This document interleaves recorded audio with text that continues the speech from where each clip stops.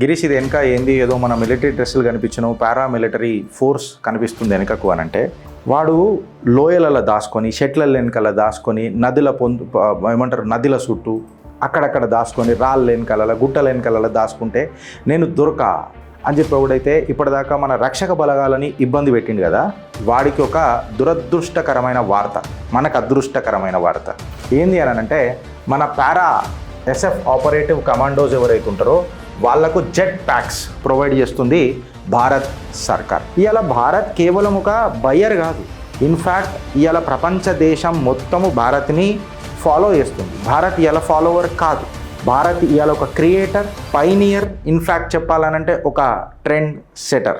ఏదైతే ఇంపాసిబుల్ అని అంటాం చూడు అది పాసిబుల్ చేసి చూపించింది. ఈ జెట్ బూస్టర్ మన ప్యాక్ ఏదైతుందో మన para military SF కమాండోస్కి 50 km/h Raftaar స్పీడ్ని తీసుకుపోయే ఆస్కారం కల్పిస్తుంది. ఇక ప్లే గ్రౌండ్ ఓపెన్ అయిపోయింది. నువ్వు ఎక్కడ దాచుకున్నా ఏడా తీసుకున్నా ఒక గద్ద నేను అబ్జర్వ్ చేస్తుంటుంది, ఆ గద్ద వేటాడుతుంది.